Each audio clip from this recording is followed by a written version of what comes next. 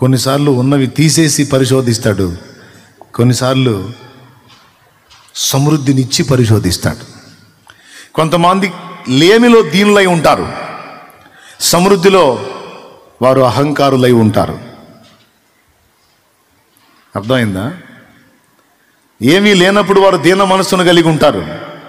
వారికంటూ కొంత కలిగిన తర్వాత అహాన్ని వ్యక్తం చేస్తూ ఉంటారు.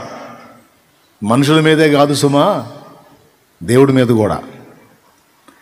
దేవుడు చెప్పినా వినరిక, దేవుడు మాట్లాడినా లక్ష్య పెట్టరిక.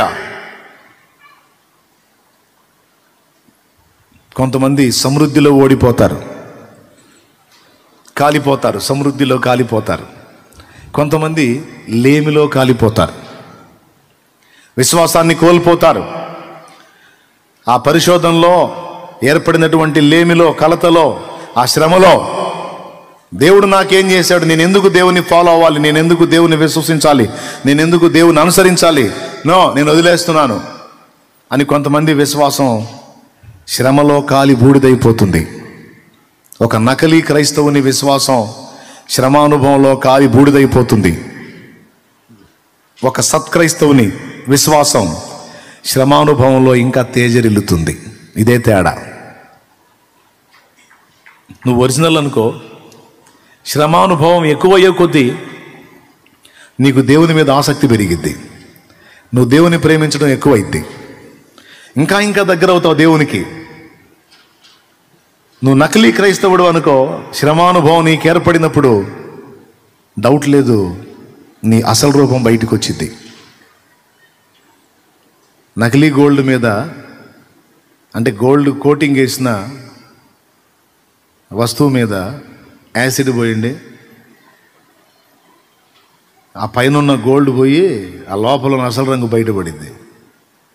అదే ఒరిజినల్ గోల్డ్ మీద యాసిడ్ అయ్యి ఇంకా ఏదన్నా పైన మురికి మస్ట్ ఉంటే ఈ యాసిడ్ దెబ్బకి అది కూడా పోయి ఇంకా చమకాయిస్తుంటుంది. చూడు, అది ఒక నిజ క్రైస్తవుడికి ఒక నకిలీ క్రైస్తవుడికి తేడా.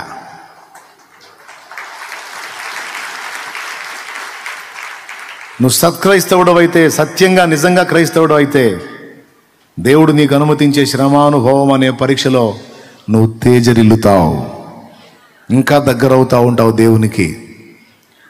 కావాలని ఓటమిని అప్పగిస్తుంటాడు, కొన్నిసార్లు అపజయాన్ని రానిస్తాడు, అవమానం రానిస్తాడు, తృణీకారం రానిస్తాడు, నిందల పాలు గానిస్తాడు. ఒక్క మాట చెప్తున్నా, 100 నిందలు ఒకదాని వెంట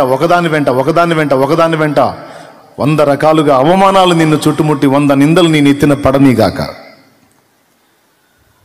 వాటన్నిటినీ ఒకే ఒక్క దినమందు, ఆ నిందలన్నిటినీ ఒకే ఒక్క దినమందు పూదండలుగా మార్చగల సమర్థుడు ఆయన.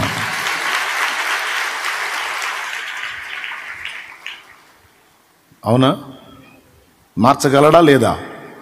100 నిందలు రాని ఒక్క కార్యం చేశాడంటే చాలు, ఆ నిందలన్నీ దండలుగా పడతాయి నీ మీద.